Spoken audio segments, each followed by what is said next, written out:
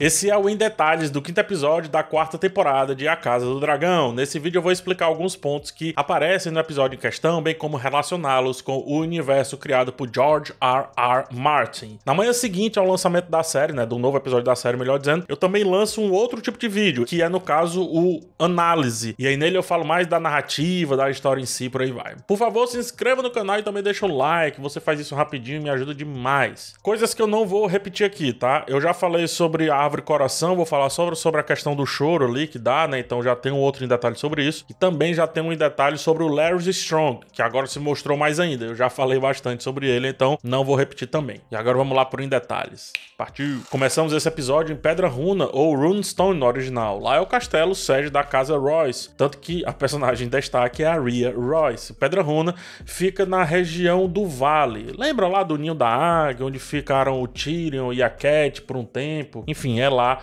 na região ali do vale. Por isso tantas montanhas, tanto verde, uma certa frieza nas cenas. Eu acho que essa região é muito parecida com a Normandia. Não necessariamente com as praias da Normandia, mas um clima muito verde, vento pra caramba. Enfim, tirando o fato de que Normandia é baixo, aí é alto, então, mas mesmo assim me dá essa sensação. Sobre a Rhea Royce, tivemos pouco tempo com ela, mas já fica claro como ela é uma mulher forte. Daemon e ela foram casados por questões políticas. Lembre-se, o rei era casado com uma Arryn, a casa mais importante do vale. Os Royce são vassalos dos Arryn, então era realmente uma questão política para manter o vale próximo e também as amarras apertadas com essa região. Lembra da Batalha dos Bastardos? Quem salva o Jon Snow é a galera do vale, Mas enfim, voltando pra Rhea, tá? Na época da sua morte, ela já era a Dama de Runestone. Daemon, inclusive, a apelidava pejorativamente de Bronze Bitch. Cadela de bronze. Não sei. Não é cadela, vocês sabem o que é, Mas enfim, é pejorativo e não mate o mensageiro, tá? Ele a chamava de a puta de bronze. De novo, ele não gostava da personalidade dela, e o bronze, nesse caso, refere-se à cor do brasão da Casa Royce e também ao histórico da família. Eles foram os reis de bronze lá no passado dessa história, com relação aos primeiros homens e aquele negócio todo. Inclusive, já foi uma casa bem importante, e depois a gente vê que não é tão importante assim, mas compõe o vale e acaba sendo minimamente relevante, pelo menos para aquela região. Vimos também Deriva Marca, ou Driftmark, a casa e sede dos Velaryon. Deriva Marca é uma ilha, fica bem próxima de Pedra do Dragão, inclusive antecede a chegada a Porto Real por conta do Mar Estreito, a Baía Negra, aquele negócio todo ali. Então é quase que um forte junto com Pedra do Dragão, é uma região de defesa de Porto Real. Lembra que eu já falei que as famílias vieram lá de Valyria para Westeros, mas antes eles ficaram ali em ilhas próximas, então é por isso que essa proximidade se dá justamente aí por conta desse histórico. Velaryons e Targaryens eram famílias muito próximas e por aí vai. A ilha fica no Mar Estreito, como eu falei, o qual eles controlam com uma grande frota naval que tem. Ela é uma ilha bem baixa,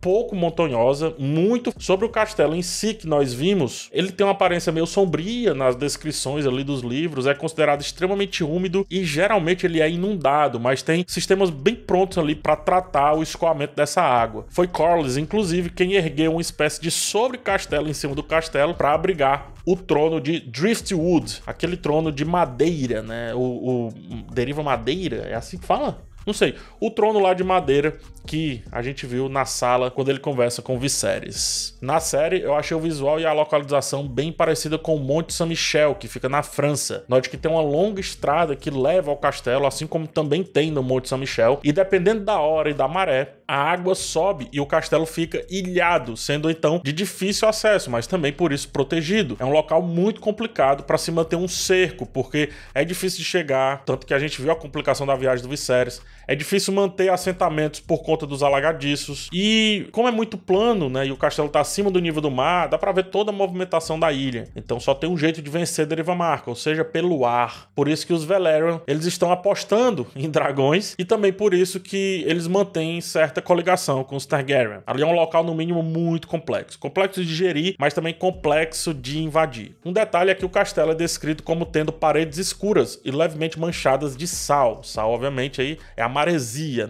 Corlys, o senhor de Deriva Marca, o senhor das marés e o serpente do mar, foi quem conseguiu fazer aquela região prosperar e ser bem respeitada. Antes era mais uma região de pescadores, relativamente pacata, eu diria. Eles têm que apostar muito no turismo, né? Deve ser bonito lá. Eles têm uma rede de turismo pronto pra receber essa galera?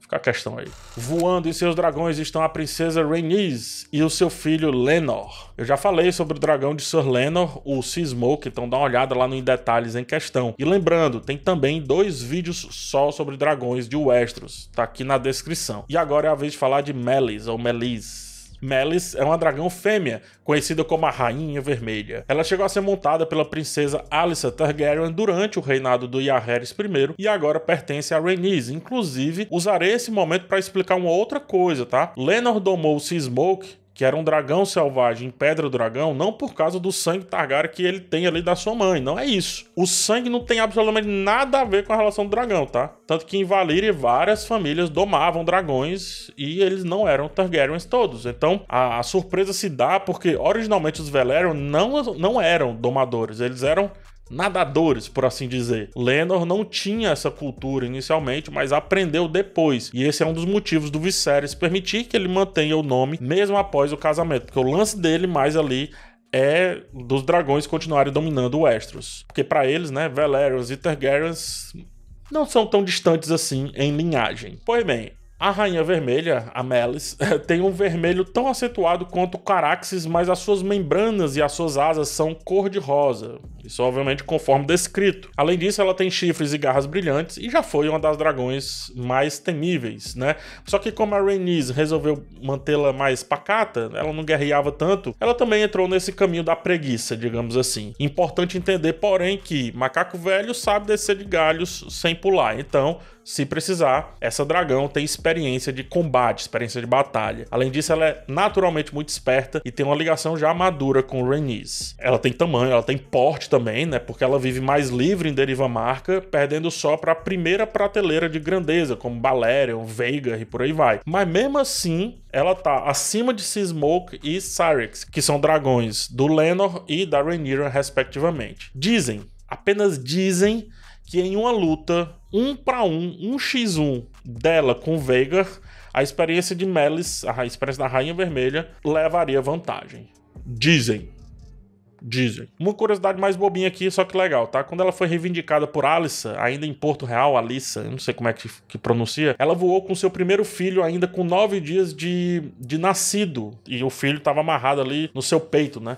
O nome desse filho é Viserys, olha só, o próprio Viserys. Depois, 15 dias após o Daemon ter nascido, ele também foi levado para voar com essa dragão que vimos agora. Eu já falei sobre as árvores coração no outro Em Detalhes, mas aqui eu venho adicionar algo, tá? Porque a gente viu o rosto que é desenhado nessa árvore chorando algo em vermelho. Meu Deus, isso é mágico. Não. Isso acontece porque essas árvores são represeiros e tem uma seiva vermelha. Essa seiva vaza pelos espaços no tronco que são feitos para talhar justamente aqueles rostos. Da forma como é feita ali, né? Criando um caminhozinho, parece realmente que o rosto está chorando, mas isso é um fenômeno completamente natural e também forçado por quem faz os talhos lá no tronco. Essa cultura de desenhar os rostos começou lá por manter essa tradição de esculpir rostos nessas árvores, nos represeiros, a fim de transformá-los ou transformá-las nas tais árvores coração. Todo casamento do George Martin parece que dá ruim, né? O cara definitivamente não curte esse rito nada moderno, mas ainda assim muito moderno. Enfim, vimos Joffrey tentando colocar Sir Criston Cole em seu lugar e esse o retruca matando-o. Nos livros isso acontece um pouco diferente. O casamento entre Laenor e Rhaenyra acontece em 114 depois da conquista. Conforme dito na série, depois do casamento se inicia um torneio de 7 dias. Foi durante esse torneio, para celebrar o casamento, que Joffrey foi ferido por Criston Cole durante uma justa e 6 dias depois ele morreu. Bobo Cogumelo, o melhor narrador de Westeros em quem eu confio, ele conta que Sir Laenor passou o tempo inteiro ao lado de Joffrey e chorou muito quando realmente se deu a morte do seu amado. Inclusive, em uma dessas justas, Sir Laenor deu seu favor a Joffrey, deixando claro o que já não parecia ser só uma suspeita. Cogumelo conta também que Laenor, deprimido, foi embora para a Deriva Marca, deixando Rhaenyra em King's Landing, mas também ainda ficando casados. A questão é que parece que não consumaram esse casamento, se é que você me entende. Eu não sei como a série vai abordar isso, não quão sincero foi o Bobo Cogumelo, mas eu acredito nele. Acredito e sou muito fã. Inclusive, tô sentindo falta da série trazer o Bobo Cogumelo. Muita falta. Tô triste. Agora vamos combinar entre nós, tá? A forma como Criston Cole matou Joffrey na série gera várias e várias questões. E vai ser muito curioso como vão tratar isso. Nem quem lê o livro sabe, então tem nem como dar spoiler aqui. Como vocês pediram, eu vou trazer detalhes mais das tradições e dos costumes que saem um pouco de Game of Thrones. Tem 2 pontos aqui que eu vou trazer, tá? Um é sobre o casamento e outro sobre o que o Criston Cole faz com ele mesmo. O casamento de Rhaenyra e Laenor aconteceu na Sala do Trono. Lembrando, os reis e rainhas fazem o que quiser dentro do castelo, tá? Não tem muita regra, não. Porém, sempre que eu viajo, eu tenho a fissura de visitar castelos. Eu gosto. Eu gosto muito. Castelos médios e castelos grandes têm vários salões e também pré-salões para essas comemorações. Não é comum grandes celebrações acontecerem na Sala do Trono. Inclusive, é mais comum acontecer no pátio que fica ou na parte da frente ou na parte de trás do castelo. O Atreus coloca aí o Castelo de Guimarães, que fica lá em Portugal, né, na cidade de Guimarães. Ali na frente tem um pátio, como você pode ver, e nesse local aí é onde costuma acontecer as cerimônias. Hoje acontece, inclusive, desfile de moda e tudo mais. Enfim, tem muita coisa dentro do castelo, várias salas de jantar, grandes salões de festa. E como foi dito, aquilo dali era uma grande cerimônia, né? Alguém diz isso pro rei, mas fica essa dissonância. Então, não sei, ficou estranho. O que eu penso dessa cena, tá? Tem a questão técnica, mas também tem a questão lógica. Do ponto de vista técnico, não é que precisa se construir um outro local pra casar o povo. Então, tudo bem ser ali. Além do mais, em Game of Thrones mesmo, né, no Casamento Vermelho lá, também usaram a Sala do Trono pra fazer toda aquela sequência. Agora, do ponto de vista alegórico, casar sua herdeira na Sala do Trono é uma forma também de fortalecer a imagem dela com esse item, né? Com essa cadeira espinhosa. Algo que é importante naquele momento, porque a gente tem um casamento totalmente político e que também vem para chancelar ainda mais essa herança. Uma herança amplamente contestada, diga-se de passagem. Então, eu acho que também tem essa alegoria de casar na Sala do Trono muito por conta disso, tá? Fica esse destaque que vai para além da série. E eu vou para outro destaque também. Depois do Sir Criston Cole matar Joffrey e se ver sem saída, ele tira sua armadura e vai se matar, sem rumo, sabendo que desonrou o manto e a sua missão. É esse o caminho que ele decide pegar. Note como ele arrasta o manto no chão sujo, enquanto justamente no episódio passado ele deitava o manto com muito carinho na cabeceira da cadeira. A cena lembra demais um seppuku ou um harakiri. Os dois são a mesma coisa, só que seppuku é como se escreve e harakiri é usado para falar, tá? Pois bem, esse costume é um costume dos samurais, ele vem dos samurais, né, a classe de guerreiros japonesas. Não existe relato de harakiri na forma como o Criston Cole estava fazendo ali no medievo, digamos assim, mas eu acho que ficou interessante. O harakiri é um ritual suicida do samurai e é feito através de autoestripação e também em uma cerimônia muito elaborada e, dependendo da situação, cheia de espectadores. Isso acontece geralmente quando o guerreiro perde uma batalha ou quando ele se vê em desonra, que foi o que aconteceu aqui com Criston Cole. Fica fácil associar aquilo ao harakiri porque o método consiste justamente em fazer um corte horizontal na zona do abdômen, logo abaixo do umbigo, usando a espada que carrega consigo, só que é uma espada menor, tá? É tipo um punhal, né? Tipo uma faca, um punhal, indo do lado esquerdo até o lado direito e fazendo com que as vísceras caiam aos seus joelhos. Hara quer dizer ventre e kiri quer dizer corte, por isso que o nome é harakiri. E caso consiga ainda, o guerreiro pode puxar a faca para cima. E aí, após isso, o outro guerreiro, geralmente seu braço direito, o seu mestre, ou até mesmo o seu inimigo, decapita a sua cabeça e encerra a cerimônia. Era comum ele ser seguido pelo seu súdito também, vale dizer. E foi algo que, com o passar do tempo, foi banido ali entre os samurai. Assista aí ao filme Harakiri, caso tenha ficado interessado ou interessada, e também leia Musashi, tá? No caso do filme, tem uma resenha aqui no canal sobre ele, veja só. Bom, é isso. Eu espero ter ajudado você a enxergar mais detalhes e sempre lembrando, existem vários outros ainda para serem abordados, mas esses foram os que eu consegui comentar por agora. Tem o vídeo da análise, falando mais da história, e também, finalmente, toda semana eu tô aqui com um conteúdo novo falando de Game of Thrones, Seus Anéis, Marvel, Star Wars e por aí vai. Forte abraço em vocês, até o próximo vídeo e tchau.